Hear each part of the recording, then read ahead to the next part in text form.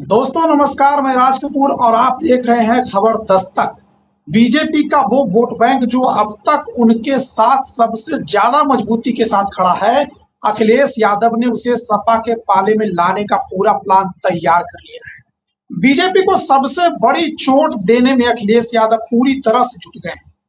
PDA plan का Trump card अब उत्तर प्रदेश की जनता के पूरी तरह से सामने आ गया। जी, 2027 विधानसभा चुनाव से पहले बीजेपी को सबसे बड़े वोट बैंक में सेंधमारी की कवायद सपा ने शुरू कर दी है। पूर्व सीएम कल्याण सिंह के दौर से बीजेपी के साथ रहे लोधी समाज को साधने के लिए अखिलेश यादव ने वीरांगना अवंतीबाई लोधी की जयंती पर छुट्टी और भव्य प्रतिमा लगाने का बड़ा ऐलान कर दिया है। उत्तर प्रदेश की राजनीति में 2027 के विधानसभा चुनाव को लेकर भारतीय जनता पार्टी और समाजवादी पार्टी के बीच शाह और मात का खेल शुरू हो चुका है। सपा प्रमुख अखिलेश यादव की नजर बीजेपी के उस सबसे मजबूत वोट बैंक पर है जो कई सालों से पार्टी की जीत की सबसे बड़ी वजह बनती रहा है। यह वोट बैंक ओबीसी वर्ग के अंतर्गत आने वाला लोधी समाज है, जो भले ही राज्य में सिर्फ 4 से 5% है, लेकिन रुहेलखंड से लेकर ब्रज और बुंदेलखंड के क्षेत्र में सत्ता का समीकरण बनाने और बिगाड़ने की भरपूर क्षमता रखता है। लोधी समुदाय ओबीसी वर्ग की वह पहली प्रमुख जाति मानी जाती है जो पूर्व मुख्यमंत्री दिवंगत कल्याण सिंह और वरिष्ठ नेता उमा भारती के प्रभाव के कारण बीजेपी के साथ मजबूती से जुड़ गई थी। मंडल आयोग के दौर से लेकर अब तक यह समाज पारंपरिक रूप से बीजेपी के पक्ष में मतदान करता रहा है।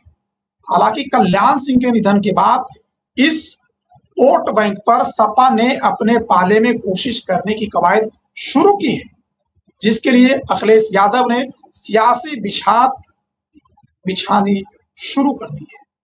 वीरांगना अवंतीबाई लोधी के बहाने सपा ने क्या क्या दांव चला है, जरा आपको ये बताते हैं। देश के स्वतंत्रता संग्राम में अपने प्राण न्यौछावर करने वाली वीरांगना अवंतीबाई लोधी की 196वीं जयंती के अवसर पर अखिलेश यादव लोधी समुदाय को साधते नजर आए। अखिलेश यादव ने राजधानी लखनऊ के हजरतगंज स्थित कैपिटल सिनेमा के पास उनकी भव्य प्रतिमा पर माल्यार्पण करके उन्हें नमन किया। इसके बाद इंदिरा गांधी प्रतिष्ठान में आयोजित लोधी समाज के सम्मेलन में शिरकत करते हुए उन्होंने 2 बड़े ऐलान किए। लखनऊ के गोमती रिवर फ्रंट पर वीरांगना अवंतीबाई लोधी की सोने की तलवार के साथ भव्य प्रतिमा स्थापित की जाएगी और सपा सरकार बनने पर 15 अगस्त यानी स्वतंत्रता दिवस के साथ साथ उसके अगले दिन 16 अगस्त को अवंतीबाई लोधी की जयंती के अवसर पर शासकीय अवकाश यानी छुट्टी घोषित की जाएगी। अखिलेश यादव ने कार्यकर्ताओं से कहा कि आगामी विधानसभा चुनाव बेहद महत्वपूर्ण है और इस चुनाव में एक एक वोट जोड़ना आप सबके लिए जरूरी है। पीडीए यानी पिछड़ा दलित अल्पसंख्यक के तहत सभी वर्गों को शामिल कर एक गुलदस्ता बनाया जाएगा। इस रणनीति के तहत सपा ने बीजेपी के इस कोर वोट बैंक में सेंधमारी का सीधा प्रयास किया है। बीजेपी का कोर वोट बैंक माना जाता है यह समाज। राम मंदिर आंदोलन और कल्याण सिंह के दौर से ही लोधी समुदाय बीजेपी का अटूट आधार रहा है। 1990 के दशक में कल्याण सिंह लोधी समाज के सर्वमान्य नेता बनकर उभरे और उन्होंने गैर यादव पिछड़ों को बीजेपी के पाले में लाने में केंद्रीय भूमिका निभाई। इसके साथ ही मध्य प्रदेश की पूर्व मुख्यमंत्री उमा भारती के प्रभाव ने बुंदेलखंड और उत्तर प्रदेश के सीमावर्ती क्षेत्रों में लोधी मतदाताओं को पार्टी से जोड़े रखा। कल्याण सिंह के प्रभाव के अलावा साक्षी महाराज और गंगा चरण राजपूत जैसे नेताओं ने भी इस समाज में पार्टी की पैठ मजबूत की है। कल्याण सिंह का निधन हो चुका है और उमा भारती सक्रिय राजनीति में बहुत पहले से ही किसी तरह प्रभाव में नहीं है। लोधी समाज भी अब बीजेपी की पकड़ से बाहर निकलकर नई राह पर आगे बढ़ने की राह देख रहा है।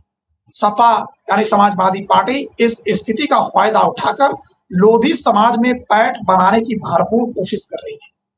उत्तर प्रदेश में लोधी वोटरों का सियासी प्रभाव क्या है, जरा ये भी समझ लेते हैं।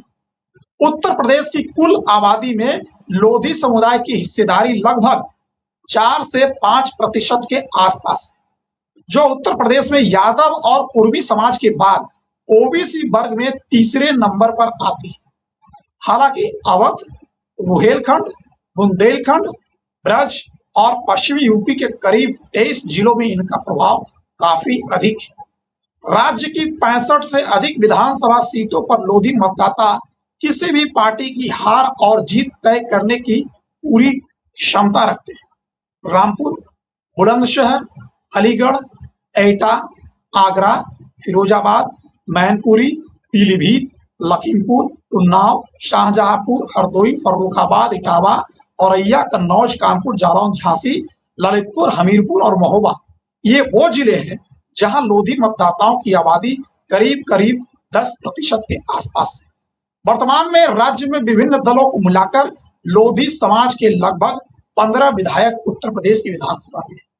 ब्रज क्षेत्र में लोधी मतदाताओं के मजबूत समर्थन के कारण बीजेपी लगातार बढ़त बनाए रहती है, लेकिन अब सपा इस आधार को यानी बीजेपी की इस वोट बैंक को चुनौती दे रही है। अब लोधी वोट बैंक सपा के लिए यानी समाजवादी पार्टी के लिए अहम क्यों है, जरा ये जान लेते हैं। 2027 के विधानसभा चुनाव को ध्यान में रखते हुए समाजवादी पार्टी ने अपने पीडी अभियान को और व्यापक बनाने का प्रयास किया है।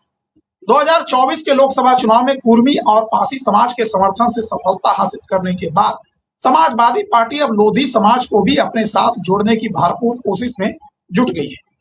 बीजेपी ने कल्याण सिंह के बाद धर्मपाल सिंह और बीएल वर्मा जैसे नेताओं को आगे बढ़ाने का प्रयास किया है, लेकिन सपा का मानना है कि इस वोट बैंक में बिखराव के संकेत मिलने लगे हैं या मिल रहे हैं।